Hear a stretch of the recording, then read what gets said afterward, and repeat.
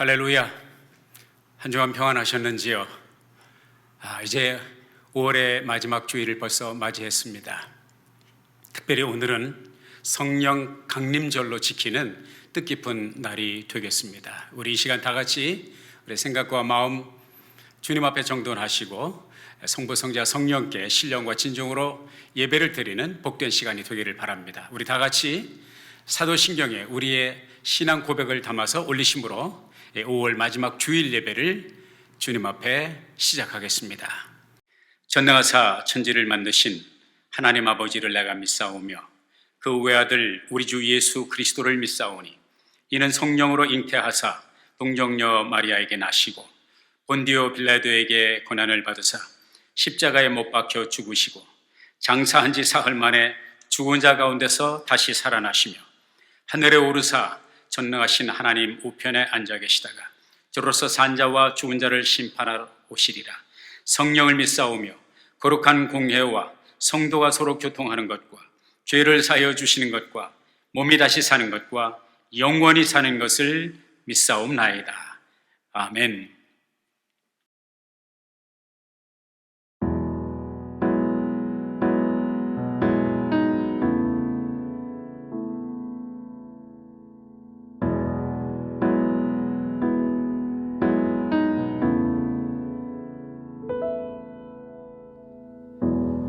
따스한 성령님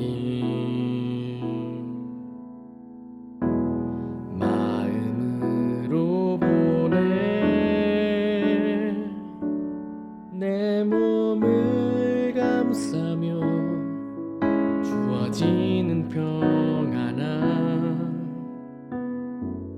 만족감을 느끼네. 사랑과 진리에 한 줄기 빛 보내 내 몸을 감싸며 주어지는 평안함 그 사랑을 느끼네. 부르신 곳에서 나는 예배하네. 어떤 상황에도 나는 예배하네. 부르신 곳에서 나는 예배하네. 어떤 상황에도 나는 예배하네.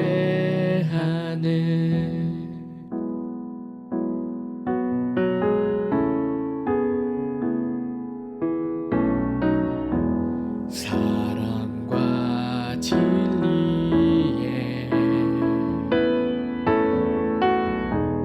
한 줄기 빛 보내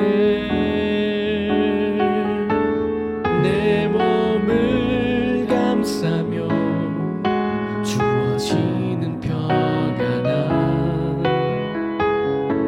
그 사랑을 느끼네. 부르신 곳에서 나는 예배하네. 어떤 상황에도 나는 예배하네. 부르신 곳에서 나는 예배하네. 어떤 상황에도 나는 예배하네. 내가 걸어갈 때 길이 되고 살아갈 때 삶이 되는 그곳에서 예배하네.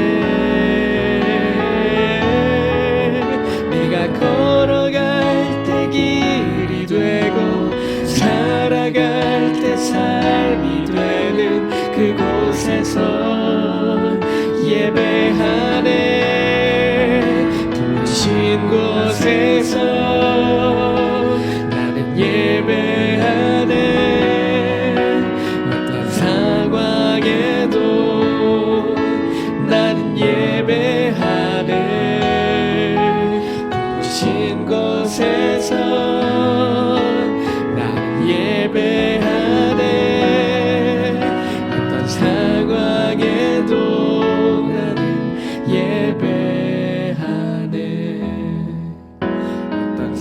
광야에도 나는 예배하네.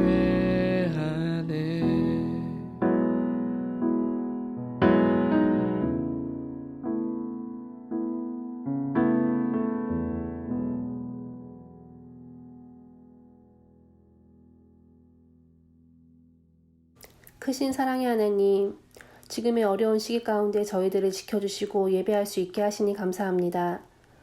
코로나19로 인하여 기존의 삶이 멈춰지고 끝나지 않을 것 같은 상황에 미래가 두려움으로 다가오기도 합니다. 그러나 하나님은 이 모든 것을 알고 계시고 다스리시는 분이십니다. 이번 주일은 성령 강림 주일이기도 합니다.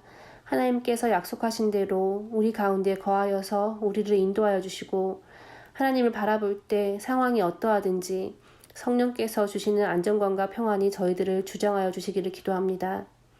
KT 사역으로 수고하시는 한순진 목사님과 한신옥 전도사님을 기억하여 주시고 지켜주시옵소서. 복음이 전파되어지고 말씀으로 양육되어지는 과정에 어떠한 걸림돌도 없게 하시고 오히려 하나님의 보호하심과 인도하심을 더 가깝게 느끼는 시간들이 되게 하여 주시옵소서. 또한 모든 필요들을 채우시며 여러 모양으로 함께하는 동역자들을 세워 주시옵소서. 코로나19 사태로 고통 중에 있는 전 세계에 주의 긍휼을 부으셔서 속히 이 상황이 종료되게 하여 주시고 각 정부의 지도자들과 의료진들에게 지혜와 담대함을 주셔서 모든 상황에 잘 대처하게 하여 주시옵소서. 온 교회의 성도님들과 그 지역사회의 건강과 안전을 책임져 주시고 우리 자녀들이 가정에서 건강하고 지혜롭게 자라갈 수 있도록 지켜주시옵소서. 필요한 매일의 양식을 공급하여 주시고 몸뿐 아니라 마음과 영혼이 더욱 강건해지는 시간이 되게 하여 주시옵소서. 오늘의 예배를 위해서도 애쓰고 수고한 영상팀의 수고를 돌아보아 주시며 교회를 섬기는 재직분들의 삶을 축복하시고 인도하여 주시옵소서. 말씀을 전해주시는 이봉아 목사님과 목사님 가정을 위해 기도합니다.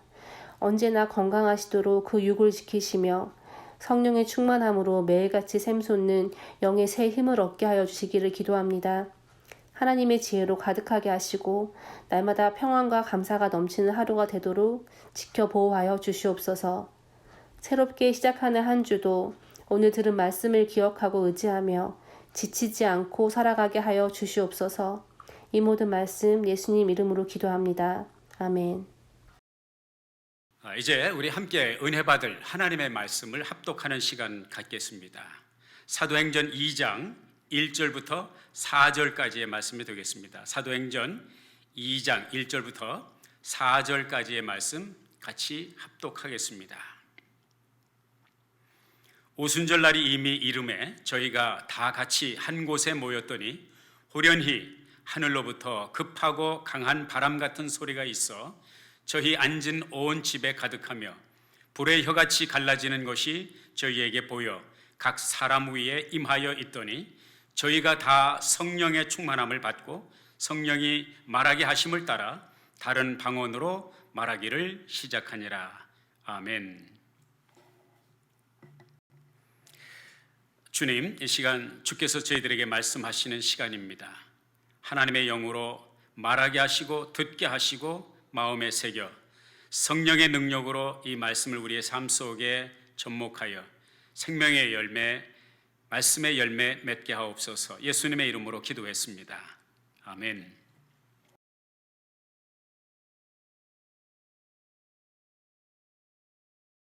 4월을 누군가가 표현한 대로 잔인한 달이라고 했던 말을 떠올립니다. 그래서 그런지 4월 한 달 교우 여러분들과 또 저와 또 우리 가족들이 또 아니 미국 전역 세계 수많은 사람들이 두문불출 출입에 큰 제재를 받았습니다. 또 5월은 우리가 아는 대로 가정의 달이었죠. 또 가정의 달 마지막 주간을 보내고 있습니다. 그래서 또 가족들과 아주 돈독한 시간을 끈끈한 시간을 보낼 수 있는 또 두문불출의 그런 기회가 5월 한 달 주어진 것 같습니다. 2달 반 동안 이제 여러분들 바깥 출입을 못 하시면서 많은 어려움과 또 답답함과 힘든 과정을 겪으셨겠지만은 이제 조금만 더 견디면 좋은 계절이 다시 열릴 것을 믿어 의심치 않습니다. 여러분 알고 계시겠지만은 주정부, 캘리포니아 주정부에서 이제 교회도 문을 열어도 된다고 하는 그런 새로운 방침, 지침이 반포가 되었습니다. 또 우리 교단에서도 특별히 애나하임 디스트릭에서도 이제 감독님께서 이제 각 지역 정부, 그러니까 로컬 정부의 지시에 따라서 어김이 없다면 조심스럽게 단계적으로 교회 문을 열어도 된다고 하는 그런 반가운 소식의 말씀을 주셨습니다.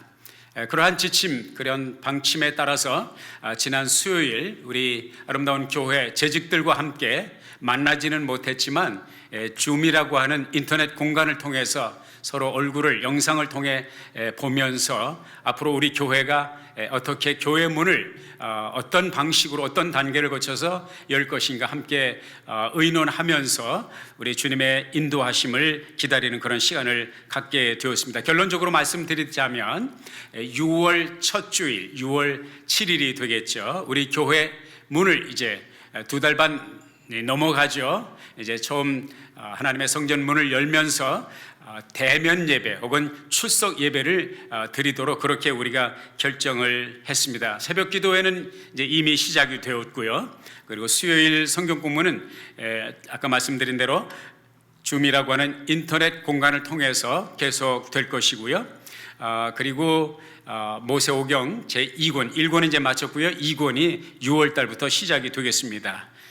그리고 이제 금요 저녁 찬양 기도회 모임은 이제 조금씩 시작을 해서 금요일 날 오실 수 있는 분들이 많지 않기 때문에 우리 교회 예배실 공간이 넉넉하기 때문에 금요 저녁 7시 반에 있는 찬양 기도회를 6월 달부터 다시 속개하기로 그렇게 결정을 했습니다. 이를 위해서 많은 분들이 서로 분담을 해서 철저하게 준비하고 조심스럽게 또 한 분 한 분 우리가 이제 관심을 가지고 또 보살펴 드리면서 무리가 없이 하나님의 교회의 사역이 진행되도록 그렇게 실천할 방침입니다.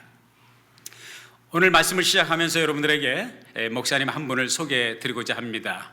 러셀 블로워스 혹은 러스 블로워스라고 하는 이름을 가진 목사님인데 몇 년 전에 세상을 떠나셨죠.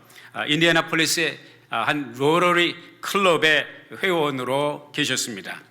매주 클럽에서 모이는 그 목사님이 함께 하시는 그 모임의 회원들은 돌아가면서 각각 자기 소개를 하고 자기가 어떤 직업 전선에서 어떤 잡을 가지고 또 어떤 커리어를 가지고 일하는지 자기 소개하는 그런 시간들을 돌아가면서 가졌는데 이 러스 목사님의 차례가 되었습니다. 그래서 그 목사님이 자신의 잡에 대해서 자신의 일에 대해서 이렇게 소개를 했습니다.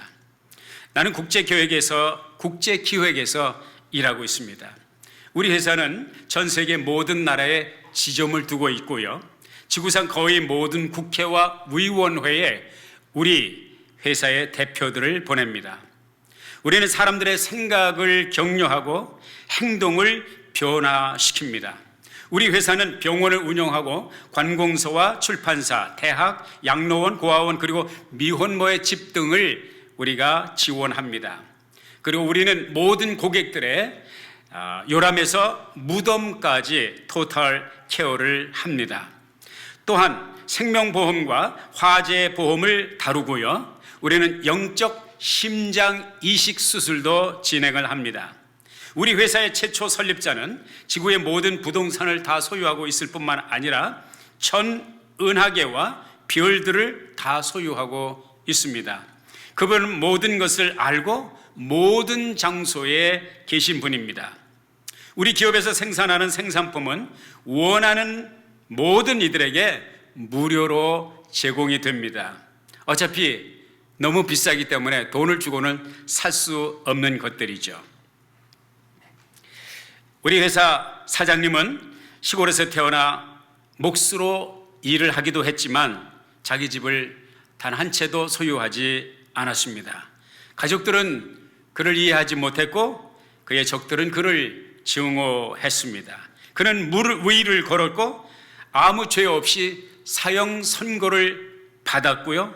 그리고 죽음을 경험하셨습니다. 그리고 죽음 후에 부활하셨습니다. 나는 매일 이분과 대화를 합니다. 그리고 나는 매일 이분에 대하여 증거합니다. 그것이 제가 하는 일이고 그것이 나의 커리어고 그것이 나의 잡입니다. 사랑하는 여러분, 눈치를 채셨겠죠?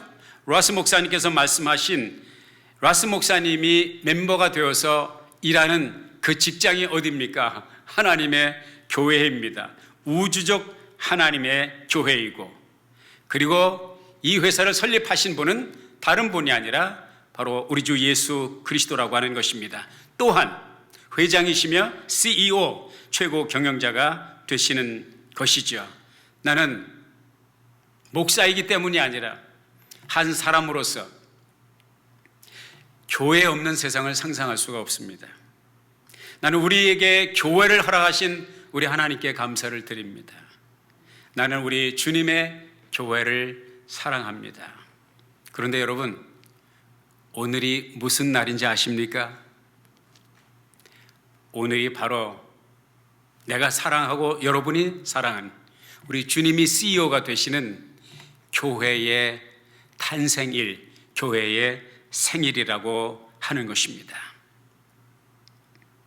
창세기 2장 7절 말씀에 보면 하나님께서 아담에게 생기를 불어넣으시니 그 코에 생기를 불어넣으시니 사람이 생명이 된지라, 이 말씀이 기록되어 있고요. 디모데후서 3장 16절에 보면 모든 성경은 하나님의 감동으로 된 것으로 교훈과 책망과 바르게 함과 의로 교육하기에 유익하니 이는 하나님의 사람으로 온전케 하며 모든 선한 일을 행하기에 온전케 하려 함이라 말씀하셨고요. 사도행전 2장 1절부터 4절까지 오늘 저와 여러분이 함께 읽은 본문 말씀은 바로 이 하나님의 성령이 우리가 보통 알고 있는 마가의 다락방이라고 하는 곳에 모여있는 120문도에게, 사람이 모여있는 그 모임에 하나님의 성령이 임하여 각 사람에게 임하게 될 때에 그 모임은 더 이상 그냥 단순한 사람의 모임이 아니라 하나님의 교회가 되었다고 하는 사실인 것입니다. 다시 말해서 주님의 생명의 교회가 탄생한 것이죠. 여러분, 교회가 무엇인가요? 무엇이 교회입니까? 우리가 교회를 생각하게 되면 제일 먼저 떠오르는 것이 있죠? 예배당입니다. 건물입니다. 코비드19 사태 때문에 2달 반 넘도록 출입하지 못하고 문을 열지 못했던 하나님의 교회 성전이 떠오르죠. 왜 성전입니까? 거룩할 성자에다 집전자입니다. 성전, 하나님의 교회는 하나님의 집, 하나님의 건물은 아주 세상에 수많은 건물이 있지만 독특한 것이고 특별한 목적을 위해서 하나님의 영광을 위해서, 하나님의 뜻을 위해서 구별된 곳이죠. 구별됐다고 하는 뜻이 뭐예요? 그게 바로 거룩한 거예요. 거룩하다는 것이 추상적인 개념이 아니에요. 그냥 구별됐다는 거예요. 성전, 수많은 건물 가운데 왜 거룩한 집이냐? 하나님의 뜻을, 하나님의 영광을 위해서 구별된 집이다 해서 성전이라고 말을 하는 것이죠. 그런 의미에서 우리 아름다운 교회, 우리에게 허락하신 이 아름다운 건물, 정말로 소중하고 우리들에게 너무나도 사랑이 가는 그러한 하나님의 집인 것을 우리가 생각하게 됩니다. 그러나 하나님의 말씀 속에서 우리가 발견하는 보다 진정한 의미에서의 교회는 무엇일까? 정말 교회 건물이 교회, 그것이 전부인가? 그렇지 않습니다. 성경에 찾아보면 이 건물보다도 더 중요한 것은 바로 건물이 아닌 사람, 나와 여러분이 바로 하나님의 교회의 일원이 된다고 하는 사실을 말씀해 주고 있어요. 마태복음 16장 16절에 보면 베드로가 그런 고백을 하잖아요. 주는 그리스도시요 살아계신 하나님의 아들이십니다. 예수님께서 칭찬하시며 바요나시모나 이것을 내가 알게 한 것은 혈육이 아니라 하늘에 계신 아버지께서 하나님의 영이 너를 가르쳐 주신 것이다 말씀하시죠. 그러면서 뭐라고 주님께서 16장 마태복음 16장 18절에 뭐라고 말씀하시냐면 내가 베드로다, 내 이름이 베드로다, 내가 이 반석 위에 내 교회를 세우리니, 내가 이 반석 위에 내 교회를 세우리니 음부의 권세가 이기지 못하리라. I will build my church. The gates of the hell, the gates of the Hades will not prevail against it. 음부의 권세가 이기지 못하리라. 다시 말해서 예수님께서 말씀하신 내 교회를 이 반석 위에 세우겠다 말씀하시는데 이 반석이 누구예요? 베드로예요. 베드로의 이름이 반석이라는 뜻이죠. 페트로스라는. 그럼 예수님께서 이 반석 위에 주님의 교회를 세운다고 하는 것은 그러면 베드로의 이름이 등록되어 있는 베드로의 이름으로 등기가 나 있는 그 땅에다가 교회를 세우겠다는 그런 말씀인가? 아니면 베드로가 사는 집에다가 하나님의 교회를 세우겠다는 것인가? 그게 아닙니다.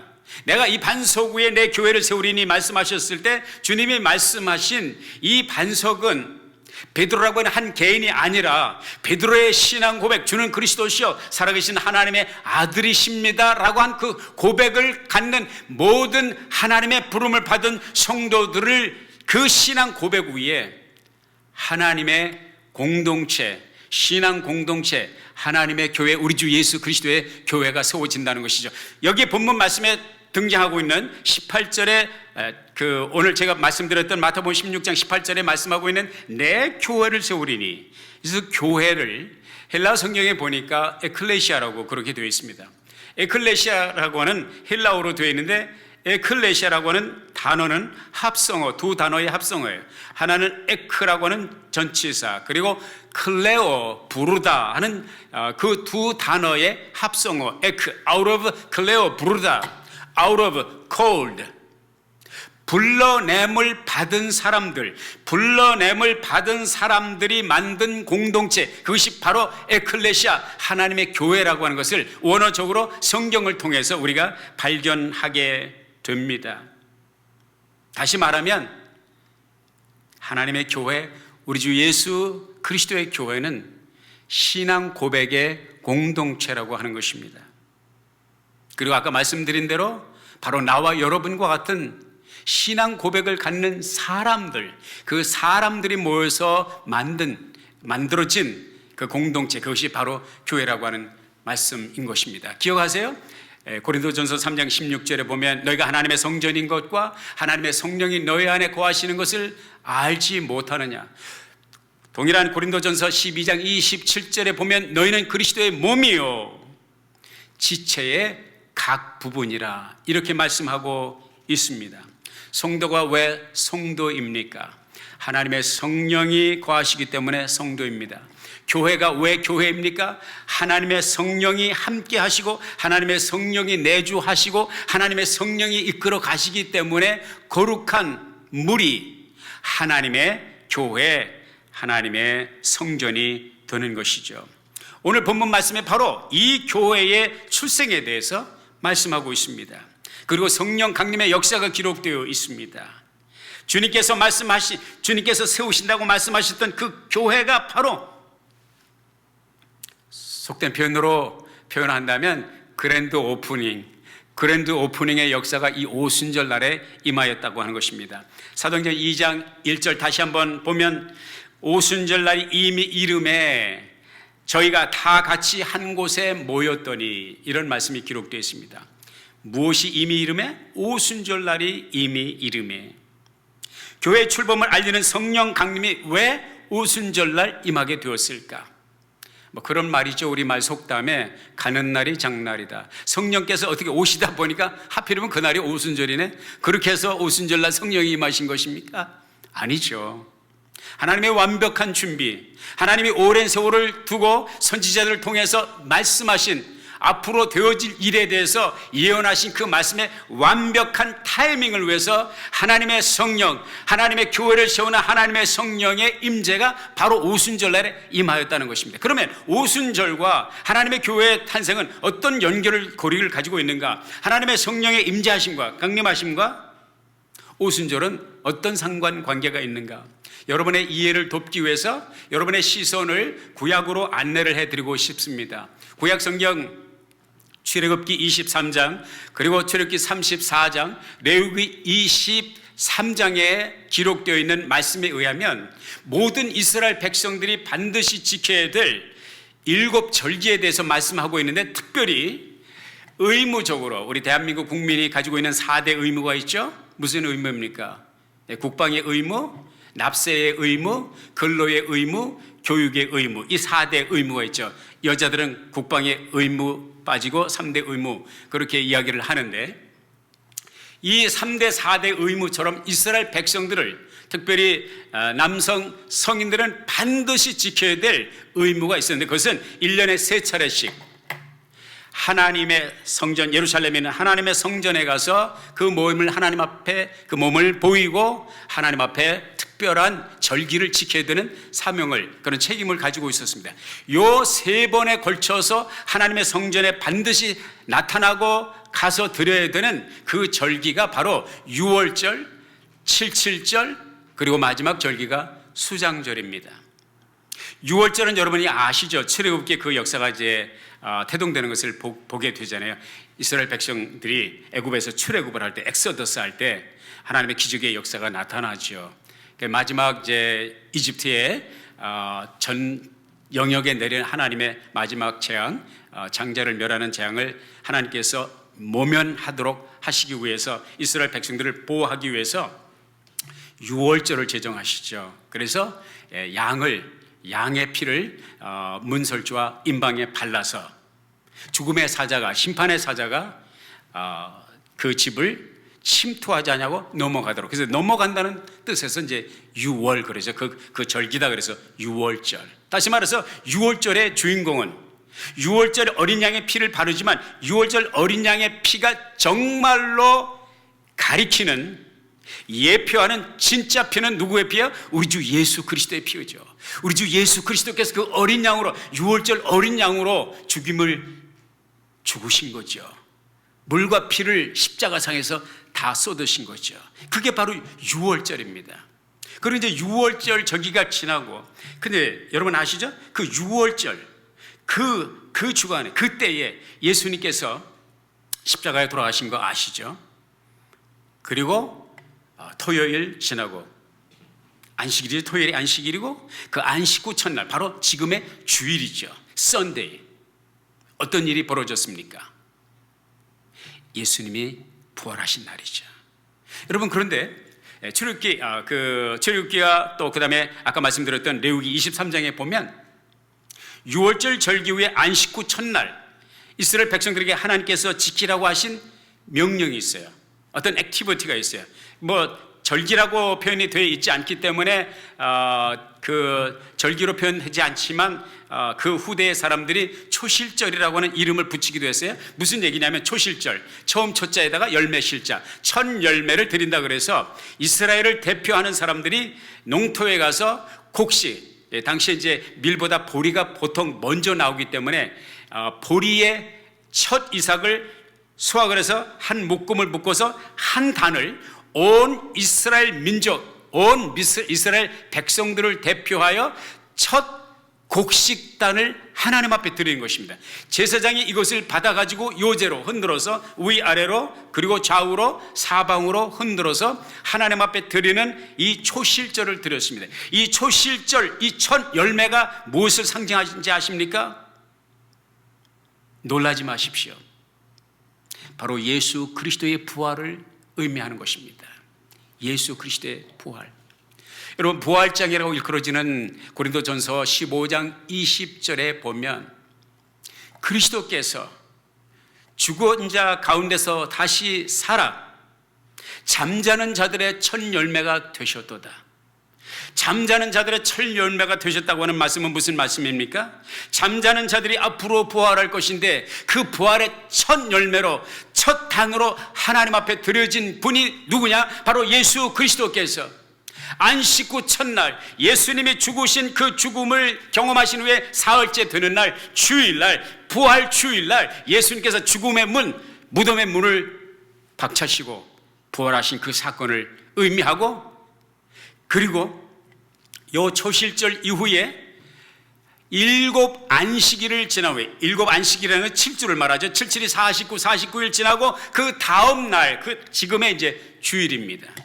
그때 무슨 절기를 지키라고 말씀하시냐면 77절, 77이 49, 77절, 77이 49 그 다음 날이라서 50을 뜻하는 오순절, 5 오자에다가 열순자, 50일째 되는 날, 펜테코스트, 샤브오트, 히브리 말로 이 오순절을 지키라고 했는데, 이 오순절을 지키는 동안에 저들이 해야 되는 행사가 어떤 행사냐면, 이제 모든 이스라엘 백성들이 한 사람이 아니라, 이스라엘 대표하는 한 사람이 아니라 모든 이스라엘 백성들이 다 하나님 앞에 곡식을 첫 열매를 드리는 대대적인 행사를 벌이라고 말씀하셨습니다. 이것은 무슨 말씀입니까? 예수 그리스도께서 부활의 첫 열매가 되신 것처럼 오순절 날에 모든 성도들이 그 뒤를 따라서 새로운 역사, 새로운 열매, 새로운 수확을 거둠에 대해서 하나님 앞에 감사하는 절기를 지켰는데요. 또 한 가지 흥미로운 사실이 있어요. 그것은 뭐냐? 초실절 때, 그러니까 6월절 바로 다음에 이제 초실절을 보내잖아요. 그때 그 6월절에 이스라엘 백성들이 떡을, 요즘 말로 하면 이제 빵이 되겠죠. 떡을 만들어 먹었어요. 그리고 또 그 77절에도, 오순절에도 떡을 만들라고 주님께서 말씀하셨어요. 하나님께서 명령하셨어요. 6월절의 떡은 누룩을 넣지 않은 무교병으로 구라 그랬어요. 누룩을 넣지 않은 떡. 77절에는 누룩을 넣어서 유교병으로 만들라고 그랬어요. 떡병자 유교병. 여기서 말하는 누룩이 상징하는 말은 무슨 뜻인지 아십니까? 누룩은 성경에서 죄를 상징합니다. 6월절 어린 양으로 모든 세상 사람들의 죄악을 지고 죽음을 죽으시고 부활하신 첫 열매가 되신 예수 그리스도를 경화하는 축제의 그 떡은 무교병, 누룩이 없는 떡으로 만들어라. 왜? 우리 주 예수 그리스도 흠 없고 티 없는 어린 양 예수 그리스도에게는 점도 없고 티도 없고 흠이 없는 무흠한 완벽한 죄 없는 무죄한 분이기 때문이에요. 그 떡은 바로 예수 그리스도를 가리키는 것이죠. 그러나 오순절 날에 77절에 떡을 만들어 그랬어요. 떡을 그것도 하나가 아니라 2개를 만들어 그랬어요. 2개의 2 loaves of bread, 그리고 누룩이 있게 만들어 그랬어요. 6월절에는 누룩이 없이 77절에는 오순절에 누룩을 넣어서. 왜 그럴까요? 오순절에 떡을 2개를 만들라고 하는 것은 이런 의미가 있습니다. 그 떡은 2 부류의 사람들을 말합니다. 하나는 유대인들이고 또 하나는 이방인들입니다. 오늘 저와 여러분이 교회 탄생에 대해서 말씀하고 있습니다. 교회는 오순절날 하나님께서 출범시킨 새로 출생한 하나님의 기과를 말합니다. 그리고 그 교회가 바로 성도들이요, 나와 여러분과 같은 흠 있고 죄가 있는 인간들이라는 것입니다. 예수님은 무죄하시지만 저와 여러분에겐 죄가 있다는 것입니다. 2000년 교회 역사 가운데 교회에 죄가 없었던 적은 없습니다. 죄송합니다. 없기를 바라지만, 흠이 없기를 바라지만, 그리스도의 신부로서 무흠한 깨끗한 교회가 되기를 바라지만 2000년 역사 가운데 교회 안에 죄가 침투하지 않은 적은 없습니다. 누룩이 없을 수가 없다는 말이죠. 그래서 누룩을 넣어서 떡을, 정확한 하나님의 예언의 말씀인 것입니다. 그리고 그 오순절에 초실절 절기로 지키라. 첫 열매를 하나님 앞에 드리라. 무슨 얘기입니까? 이 오순절 날 마가의 다락방으로 알려진 곳에 모여있는 120문도 120명의 주님의 제자들이, 하나님의 성령이 그곳에 임하시게 될 때 그들이 바로 교회가 되었고, 교회 첫 출범이 되었고, 하나님의 영적인 추수, 하나님의 영적인 수확은 그때 시작을 해서 지금까지 영적인 영혼들을 거두는, 영혼들을 구원한 구령의 역사, 추수의 역사가 지금까지 계속되어 오고 있고, 이 추수의 역사는 언제까지 될 것이냐? 마지막 절기인 수장절까지 계속될. 수장절이 뜻하는 것은 무엇입니까? 이스라엘 백성들이 모든 수확을 마치고 그 모든 수확을 다 종료한 후에 하나님 앞에 감사의 제사를 드리는 것입니다. 지금 이 시대는 교회를 통하여 하나님께서 영혼을 수확하시는 구령의 역사가 계속되고 있는 그런 때라고 하는 사실을 우리가 한번 상기해 볼 필요가 있습니다. 그래서 보라, 지금은 은혜 받을 만한 때요. 보라, 지금은 구원의 날이로다. 언제가? 지금이. 2000년 동안 계속되어 온 구령의 역사, 은혜의 역사는 지금도 지속되고 있고 저와 여러분이 이 사명을 맡아서 추수할 일꾼이 되어서 하나님의 복음을 증거해야 되는 교회가 세워지는 목적도 거기에 있습니다. 교회가 앞으로 추구해야 될 the main thing, the most important thing, 가장 중요한 것은 영혼 구령입니다. 그래서 이 교회를 세워주셨고, 물론 우리가 예배도 드리고 사랑의 교제도 나누지만 하나님의 교회를 통해서 하나님께서는 영혼을 구령하시기를 원하신 것이죠. 오늘 본문 말씀에 이렇게 기록되고 있습니다. 오순절날이 이미 이름에 저희가 다 같이 한 곳에 모였더니 호련히 하늘로부터 급하고 강한 바람 같은 소리가 있어 저희 앉은 집에 온 집에 가득하며 불의 혀같이 갈라지는 것이 저희에게 보여 각 사람 위에 임하여 있더니 저희가 다 성령의 충만함을 받고 성령이 말하게 하심을 따라 다른 방언으로 말하기를 시작하느라. 실내에서 바람은 불지 않는데 바람 같은 소리가 들렸어요. 실내에 불이 나지 않았는데 불의 혀같이 갈라지는 것이 보였습니다. 그리고 각 사람에게 임하는 것을 보았습니다.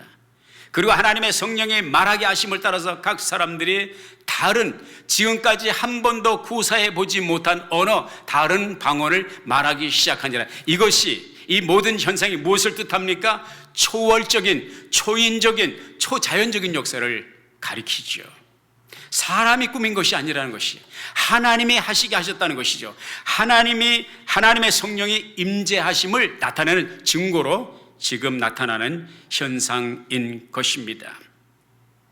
이 사건 후에도 사도들이 복음을 전할 때 성령의 역사가 따랐고 표적이 나타났고 기사와 이적이 나타났고 죽은 사람들이 살아나며 병든 자가 고침을 받으며 심지어는 사도 바울 같은 경우에는 그가 쓰던 앞치마를 병자에게 얹으면 그 병자가 낫고 사람들이 그림자만 지나가도 병에서 노임을 받는 그런 귀한 역사가 나타났죠. 여러분, 저와 여러분과 같은 사람들이 주의 일을 하는 것 같지만 여러분, 하나님의 성령의 능력이 아니곤 하나님의 성령의 간섭이 아니고는 우리는 사실은 한 영혼도 구원할 수가 없습니다. 영혼 구원은 하나님의 일은 반드시 하나님의 성령께서 함께 하실 때 역사가 나타나는 것입니다. 고린도전서 4장 20절에 보면 하나님의 나라는 말에 있지 않냐고 능력에 있음이라 말씀하고 있습니다. 스갈에서 4장 6절에 보면 만군의 여호와께서 말씀하시되 이는 힘으로 되지 않냐고 능으로 되지 않냐 오직 나의 신으로 되느니라. 큰산아 내가 무엇이냐? 내가 수룹바벨 앞에서 평지가 되리라. 말씀하신 그 말씀이 동일하게 같은 맥락에서 우리 주님께서 사도행전 1장 8절에 보면 오직 성령이 너에게 임하시면 너희가 권능을 받고 You will receive the power. 예루살렘과 온 유대와 사마리아와 땅끝까지 이르러 나의 증인이 되리라 말씀하셨습니다. 우리가 하나님의 성령의 이끌림, 하나님의 성령의 감동, 우리 하나님의 성령의 임재를 추구하는 이유가 바로 이것입니다. 우리의 힘과 우리의 능력과 우리의 노력을 가지고 하나님의 일을 할 수가 없기 때문입니다. 신앙생활도 하나님의 성령의 인도하심으로만 가능합니다. 저와 여러분이 오늘 주일에 성스럽게 우리 하나님 앞에 성부, 성자, 성령 하나님 앞에 예배 드리는 것도 하나님의 성령의 이끄심입니다. 성경이 하나님의 말씀으로 믿어지는 것도 하나님의 성령의 역사입니다. 기도하고자 하는 마음의 열망이 생기는 것도 하나님의 성령의 감동이에요. 그래서 아까 인용한 디모데후서 3장 16절에 모든 성경은 하나님의 감동으로 된 것으로 하나님의 영이 그곳에 함께 하실 때 사람이 기록한 이 말씀이 하나님의 말씀 되게 하시는 역사가 있었던 것이죠. 신학교 들어갈 때 신학 교수님들이 그런 말씀을 종종 하시더라고요. 재미있는 이제 조크반 뼈가 있는 그런 말, 조크면서도 뼈가 있는 말이죠. 신학생들이 처음에 이제 소명을 받아가지고 신학교에 입학을 할 때는 전부 목사의 신앙을 갖는, 뜨거운 목사의 신앙을 갖는다는 거예요. 그러니까 1년 동안 1년 정도 이제 신학 공부를 하면 그 다음에 이제 목사의 그 수준에서 이제 집사의 수준으로 내려간대. 그 신앙의 열정이 집사의 수준으로 내려가고 또 1년 더 공부를 하고 한 3학년 정도 되면 이제 평신도의 신앙으로 강등이 된다는 것이죠. 또 열정과 이런 것들이. 그리고 이제 1년 더 공부해서 4년 정도가 되면 이제 완전히 그 무신론자의 그 나락으로 떨어지게 된다는 그런 이제 말하자면 이제 워닝을 경고를 준 것이죠. 아닌 게 아니라 제가 신학교 4학년 때 이상하게 어디로부턴가 이 의심의 의심이 막 구름처럼 밀물처럼 쏟아져 들어옵니다. 하나님이 믿어지질 않는 거예요. 성경이 믿어지질 않는 거예요. 의심이 자꾸 생기는 거예요. 그런데 한 번은 희한한 일을 경험했습니다. 어느 가정에서 한 4살, 한국 나이로 그때 5살이었던 걸로 기억나요. 그러니까 3살 내지 4살 정도가 되겠죠. 문을 딱 열었는데 그 아이가, 그 소년이 나를 보더니 눈과 눈이 탁 마주쳤어요. 이 아이가 나한테 밑도 끝도 없이 물어보는 소리가, 전도사님, 하나님 믿어? 이 말을 딱. 그때 저는 너무너무 충격을 먹었어요. 전도사님, 하나님 믿어. 그때가 어떤 순간이야? 하나님을 의심하고 있었을 때입니다. 전도사님, 하나님 믿어.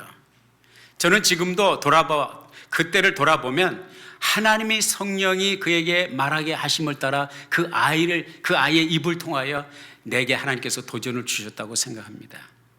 제가 인천에 가서, 제가 이제 그 바다를 좋아하기 때문에 물을 좋아한다고 그랬잖아요. 인천에 가서 그 당시 연안부대에 12월 달이었습니다. 연안부대에 가서 그 겨울 칼날 같은 12월의 찬바람을 얼굴에 이제 맞으면서 바람이 너무 강하기 때문에 눈에서 눈물이 나오더라고요. 뭐 감동이 있어서 눈물이 나오는 것이 아니라 너무 칼바람이 얼굴을 스치고 가기 때문에 이게 눈물이 나더라고요. 자연적인 눈물이 나면서 동시에 내가 하나님 앞에 기도했습니다. 하나님, 이 바다를 하나님이 지으셨는데 이 바다를 보며 하나님을 찬양해야 되는데 왜 이렇게 의심의 구름이 일어납니까? 하나님, 나를 불쌍히 여기시사 내게 믿음을 주옵소서. 이 기도를 드릴 때 그때는 내 마음에 감동의 눈물이 났습니다. 서러움의 눈물이 났습니다.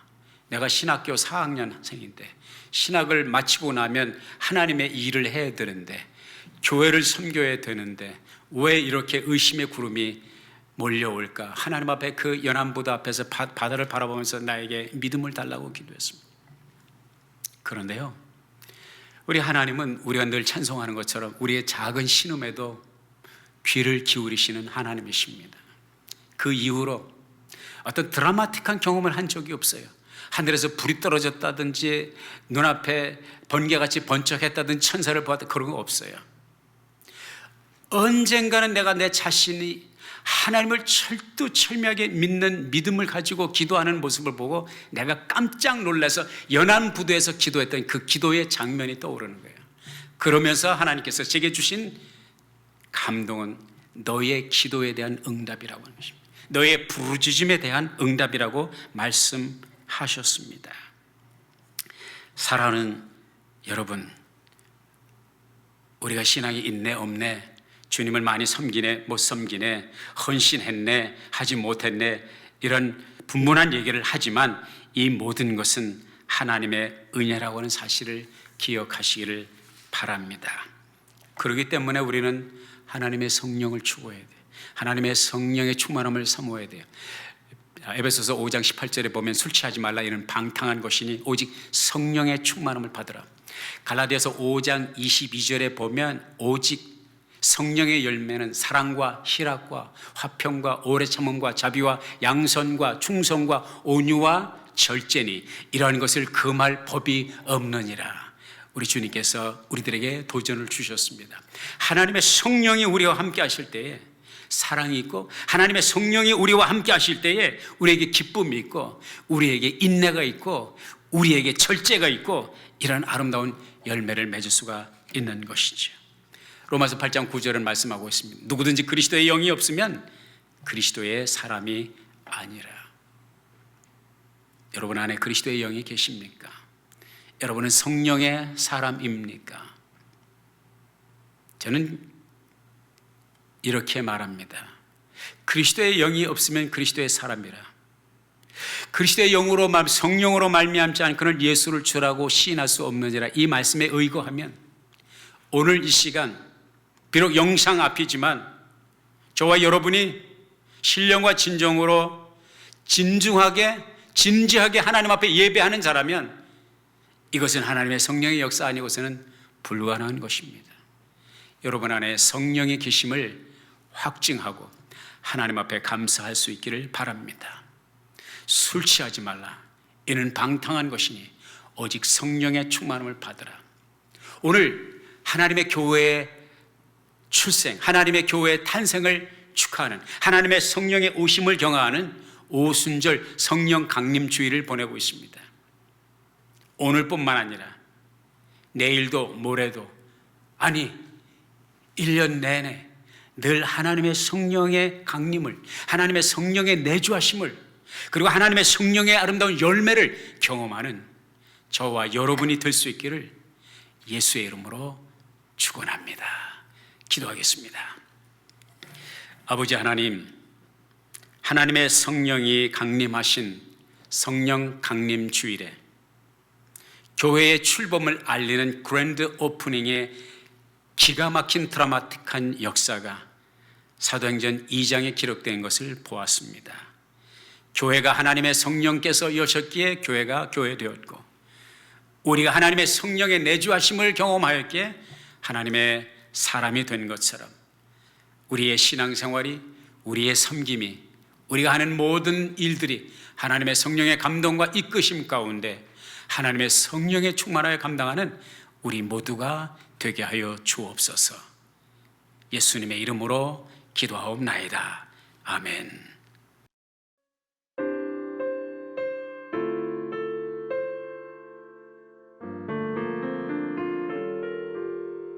나 이제 주님의 새 생명 얻은 몸, 옛것은 지나고 새 사람이로다. 그 생명 내 맘에 강같이 흐르고, 그 사랑 내게서 해같이 빛난다. 영생을 맛보며 주 안에 살리라. 오늘도 내일도 주 함께 살리라.